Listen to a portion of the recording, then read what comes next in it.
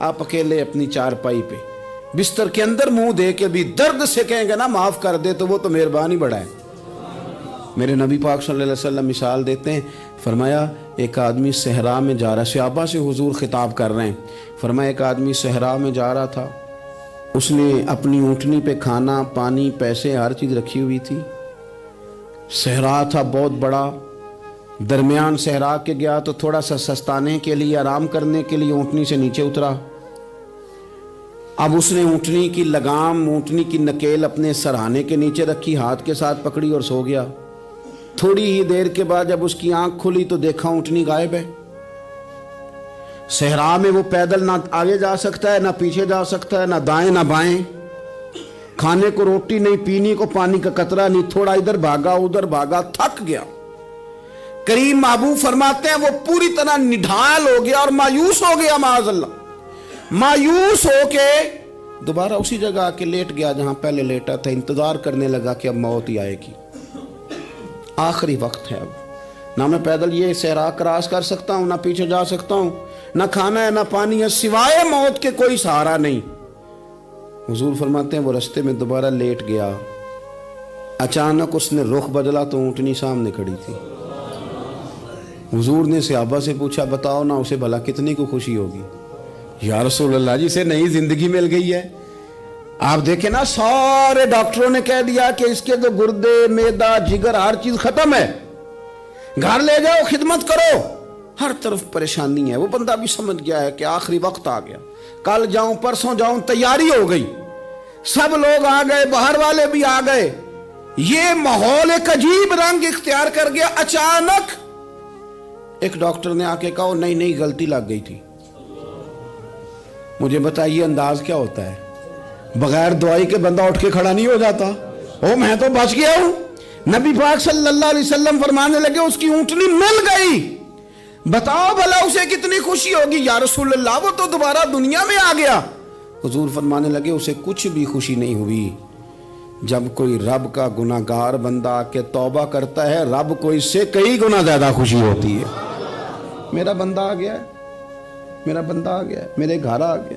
اس نے آنسو بہائے ہیں، اس نے کہا اللہ میں تیرا ہی ہوں، تیرا ہی رزق کھاتا ہوں، تیری ہی زمین پہ رہتا ہوں، تیرے نام سے میری سانسیں چلتی ہیں۔ وہ آ گیا۔ فرمایا اس اونٹنی والے سے زیادہ رب کو خوشی ہوتی ہے جب گناہگار آ کے توبہ کرتا ہے۔ گناہگاروں کے آنسو اس کی بارگاہ میں بڑے مقبول ہیں، لیکن ہم رسم ادا کرتے ہیں، توبہ نہیں کرتے۔ ہم اپنے آپ کے ساتھ دھوکہ کرتے ہیں، جھوٹ بولتے ہیں۔ اللہ تبارک و تعالی اپنے بندوں کے حق میں رحمت والے فیصلے کرتا ہے، درگزر والا معاملہ فرماتا ہے۔ جگہ جگہ قرآن مجید میں اللہ تعالیٰ نے اپنے بندوں پر رحمت کرنے کا ذکر فرمایا ہے۔ ان اللہ یغفر الذنوب جمیعا، فرمایا بے شک رب تمہارے سارے ہی گناہ معاف فرما دے گا، تم نا امید نہ ہونا، وہ معاف کر دے گا تمہیں۔ قرآن مجید میں فرمایا ان اللہ بالناس لرؤوف الرحیم، بے شک اللہ اپنے بندوں پر بڑا ہی مہربان اور نہایت ہی رحم کرنے والا، رؤوف اور رحیم ہے، بڑا مہربان ہے، کرم فرماتا ہے۔ اللہ تعالیٰ اپنے بندوں سے بڑا جلد راضی ہو جاتا ہے۔ ماں پیار کرتی ہے اپنے بچے سے، لیکن وہ ناراض بھی ہو جاتی ہے بعض چیزوں پہ، بعض معاملات اس کا دل بھی دکھاتے ہیں، بعض جگہ وہ رو کے یہ بھی کہتی ہے کہ تو نے میری محبت کا کوئی نتیجہ نہیں مجھے دیا، میری ساری کمائی تو نے ضائع کر دی۔ والد بہت ساری جگہوں پہ ناراض ہوتا ہے، شکوہ کرتا ہے، کہتا ہے میری بیماریوں کی، پریشانیوں کی، بڑھاپے کی، کمزوریاں کا سبب بیٹے تو ہی بن گیا۔ یہ ساری تکلیفیں تو ٹھیک ہو جائیں تو میری شاید عمر بھی بڑھ جائے، صحت بھی ٹھیک ہو جائے، میں زیادہ دیر جوان رہ سکوں۔ ناراض ہوتے ہیں ماں باپ، اسی طرح ماں باپ راضی بھی ہو جاتے ہیں، وہ بڑی جلدی راضی ہو جاتے ہیں۔ میں اکثر کہتا ہوں کہ والد کو راضی کرنے میں 5-7 منٹ لگ جاتے ہیں، اماں تو 1.5-2 منٹ میں راضی ہو جاتی ہے۔ ابا جی کو 5-7 منٹ لگتے ہیں، کئی دفعہ کہنا پڑتا ہے، کوئی دلائل دینے پڑتے ہیں، لیکن والدہ کے لیے تو کچھ بھی نہیں، آپ نیرا جا کے پیروں میں بیٹھ ہی جائیں، کچھ بھی نہ کریں، آپ پورا روئیں نہ رونے والا منہ ہی بن جائے تو اماں تو نرم ہی نرم ہے، جس وقت جو مرضی آپ کرا لیں ہو گیا۔ اللہ تبارک و تعالی بلا مثال و بلا تشبیہ سمجھانے کے لیے عرض کرتا ہوں، اللہ بھی بعض معاملات میں اپنے بندوں سے ناراض ہو جاتا ہے۔ وہ کہتا ہے میں تکبر کرنے والوں کو پسند نہیں کرتا، وہ کہتا ہے فسادی پسند نہیں ہے، وہ فرماتا ہے کہ راہوں میں کجی کرنے والے پسند نہیں ہیں، وہ فرماتا ہے کہ بدعہدیاں کرو گے تو میں صبح قیامت تم سے سوالات کروں گا۔ اللہ تبارک و تعالیٰ بہت ساری چیزوں کو ناپسند کرتا ہے، ناراض ہو جاتا ہے، بلکہ نبی پاک صلی اللہ تعالیٰ علیہ وسلم نے فرمایا تم بات کرتے کرتے کوئی ایسا جملہ بول دیتے ہو کہ رب اتنا ناراض ہوتا ہے کہ تمہیں پتہ بھی نہیں ہوتا، تمہارے لیے جہنم کا فیصلہ کر دیتا ہے۔ اس لیے پہلے تولو پھر بولو، خود اپنے لفظوں کی تو تم پہرے داری کرو نا کہ میں کیا کہہ رہا ہوں۔ اور حضور یہ بھی فرماتے ہیں کہ اس کا دوسرا پہلو بھی ہے، بعض اوقات تم بات کرتے ایسا جملہ کہتے ہو وہ اتنا راضی ہوتا ہے کہ تمہارے لیے جنت کا فیصلہ فرما دیتا ہے۔ ان کاموں کی طرف بڑے جن سے اللہ راضی ہوتا ہے۔ میرے نبی پاک صلی اللہ تعالی علیہ وآلہ وسلم نے ارشاد فرمایا، بعض احادیث میں لفظ یہ ہیں کہ اللہ اپنے بندوں کو دیکھ کے مسکراتا ہے جو اس کی شان کے لائق ہے۔ جس ترتیب سے ہم مسکراتے ہیں، جس ترتیب سے ہم روتے ہیں، جس ترتیب سے ہم کسی بات کا اظہار تشکر کرتے ہیں، خدا ان باتوں سے پاک ہے۔ اب بہت ساری حدیثوں میں آیا کہ وہ مسکراتا ہے، تو کیا مطلب ہے مسکرانے کا؟ تو علماء تفسیر نے لکھا ہے مسکرانے کا مطلب یہ ہے کہ وہ بڑا ہی راضی ہوتا ہے اپنے بندے سے، بڑا راضی ہوتا ہے، یہ مطلب ہے۔ ایک تو مسکرانے کا مطلب یہ کہ وہ بڑا راضی ہو گیا، وہ مسکرا دیا اپنے بندے پہ۔ اور ایک اس کا معنی خود نبی پاک صلی اللہ تعالی علیہ وسلم نے بیان فرمایا، مسند امام احمد بن حنبل میں حدیث ہے، حضور سید عالم علیہ السلام سے صحابہ نے پوچھا یا رسول اللہ شہید تو بڑے لوگ ہوتے ہیں، شہیدوں میں افضل کون ہے؟ تو اللہ کے حبیب علیہ السلام فرمانے لگے وہ والا بندہ جو ڈٹ گیا تھا کافروں کے مقابلے میں، وہ ہلا نہیں، پوری طرح ڈٹ کے جو لڑا وہ شہداء میں افضل ہے۔ حضور فرماتے ہیں وہ جنت کے بالا خانوں میں سیر کرے گا اور رب اسے دیکھ کے مسکرائے گا، رب اسے دیکھ کے مسکرائے گا، اللہ تعالیٰ مسکراتا ہے اسے دیکھ کے۔ اور اگلے جملے میں حضور نے وضاحت کر دی، فرمایا جب رب دنیا میں کسی پر مسکراتا ہے نا تو اس کا معنی یہ ہے کہ قیامت میں پھر اللہ اسے حساب کوئی نہیں لے گا۔ جس پر اللہ دنیا میں مسکرا دیا اس سے کوئی حساب، تو وہ کام ڈھونڈنے چاہیے نا جس سے اللہ مسکرائے۔ چھوٹا بچہ بھی ناراض نہ ہو تو وہ چیزیں وہ ڈھونڈتا ہے کہ اس کو کیا پسند ہے، چاکلیٹ لے جاؤں، فلاں چیز لے جاؤں، آئس کریم لے جاؤں۔ تو ایک بچے کے لیے، گھر کے لیے، سربراہ کے لیے اتنی محنت کرتے ہو تو وہ کام بھی ہمیں ڈھونڈ کے تلاش کرنے چاہیے نا جس سے رب راضی ہوتا ہے، اللہ راضی ہوتا ہے۔ بتاؤں وہ کون کون سے کام ہیں؟ نبی کریم صلی اللہ تعالی علیہ وسلم نے ارشاد فرمایا 3 لوگ ہیں جنہیں دیکھ کے رب مسکراتا ہے۔ یا رسول اللہ صلی اللہ علیہ وسلم وہ کون کون سے؟ تو محبوب فرمانے لگے ایک وہ بندہ ساری مخلوق سوئی ہے، آدھی رات ہے، رات کا پچھلا پہر ہے، اس نے اٹھ کے وضو کر لیا، مصلی پہ کھڑا ہو گیا خدا کی یاد میں، فرمایا اسے دیکھ کے رب مسکراتا ہے جو اس کی شان کے لائق ہے، مسکراتا ہے اللہ۔ یہ تو سونے کا ٹائم تھا، یہ تو گہری نیند آنے کا وقت تھا، رات کا پچھلا پہر۔ اور سننا میرے بھائی، میرے نبی پاک صلی اللہ تعالی علیہ وسلم فرماتے ہیں جب مسلمان نماز کے لیے صفیں بناتے ہیں نا، ترتیب لگ رہی ہوتی ہے، اب اللہ کی بارگاہ میں کھڑے ہوں گے، قیام کریں گے، رکوع کریں گے، سجود کریں گے، فرمایا جب مومن صفیں بناتے ہیں تو رب دیکھ کے مسکراتا ہے، مسکراتا ہے۔ کمال ہو گئے عروج بندگی کا، جب بندے کو دیکھ کے رب مسکرائے، خدا بندے سے خود پوچھے بتا تیری رضا کیا ہے، مسکراتا ہے۔ اور میرے نبی پاک علیہ السلام فرماتے ہیں جب مجاہد جہاد کے لیے صفیں سیدھی کرتے ہیں، آج تو یہ رب کے نام پہ مرنے ہی آ گئے، یہ صفوں میں کھڑے ہوں گے، ترتیب سے لڑیں گے، ترتیب سے گلا کاٹیں گے کافروں کا یا شہادت لیں گے۔ فرمایا جب جہاد کے لوگ صفیں بناتے ہیں تو رب انہیں دیکھ کے مسکراتا ہے، کتنے نصیبوں والا وہ بندہ ہے جسے دیکھ کے مسکرا دیا. او یار کبھی تیرا بیٹا تیرے سامنے مسکرائے نا چھوٹا تو تیرا دل باغ باغ ہو جاتا ہے. تیری ماں بیمار کسی ایک دن صحیح طرح ہنس پڑے تو طبیعت خوش ہو جاتی. مجھے بتاؤ نا جس کا رب بھی اسے دیکھ کے ہنس پڑے جو اس کی شان کے لائق ہے. کیا اس بندے کے نصیبیں ہیں, کیا اس کے مقدر ہیں. آپ اس مقام پر اپنے آپ کو لائیں. اب دیکھیں نا یہ حدیث آپ نے سن لی, اب ہم نے نا اس طرح صفحے نہیں بنانے جس طرح ساری دنیا. اب ذرا صفحے بھی شوق سے بنائیں گے. آپ ذرا تھوڑا سا شوق پیدا کریں گے. بھئی یہ تو میں وہ کام کرنے لگا ہوں جسے دیکھ کے رب مسکراتا ہے. نبی پاک صلی اللہ علیہ وسلم نے فرمایا جب کوئی بندہ توبہ کرتا ہے نا, ہم توبہ کا رٹا لگاتے ہیں, یا اللہ میری توبہ یا اللہ. اور توبہ کا تو مطلب یہ ہے کہ پچھلے گناہوں سے پکی توبہ, آج کے بعد یہ غلطی نہ کرنے کا پکا وعدہ.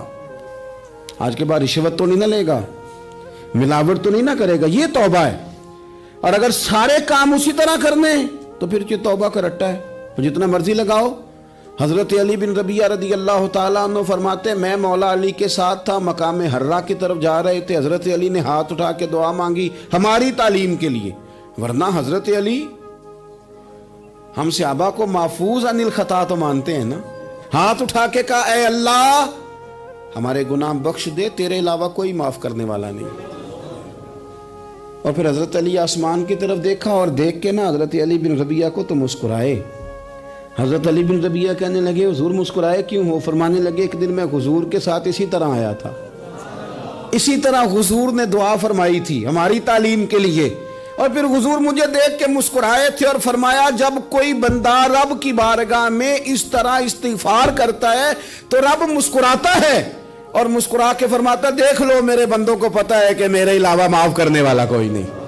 انہیں پتا ہے, تم اس کی بارگاہ میں رجوع تو لاؤ, آؤ تو صحیح دو آنسو لے کر. اقبال کہتے ہیں کہ موتی سمجھ کے شان کریمی نے چن لیا, قطرے دو گرے میرے ار کے انفال کے. دو میں نے آنسو بہائے تھے تو اس کے کرم نے تو موتی سمجھ کے چن لیے. سنو نا حضور اس استغفار کو اللہ کو یار رات کو توبہ کر کے سونا چاہیے ہمیں. کچھ غلطیاں ہم کرنا نہیں چاہتے پر ہم سے ہو جاتی ہیں, کچھ دل ہم توڑنا نہیں چاہتے پر وہ ٹوٹ جاتے ہیں, ہماری مجبوری ہوتی ہے ٹوٹ جاتے ہیں.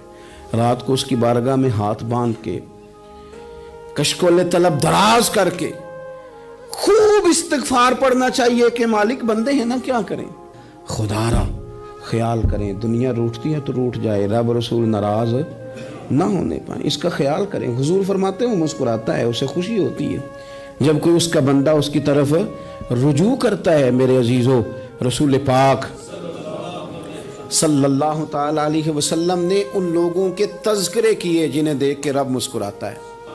نبی پاک صاحب الاخلاق صلی اللہ تعالی علیہ وسلم فرماتے ہیں, مسند امام احمد بن حنبل دیکھیے, فرمایا رب اس وقت بڑا ہی مسکرائے گا جب قاتل بھی جنت میں جائے گا, مقتول بھی جنت میں جائے گا.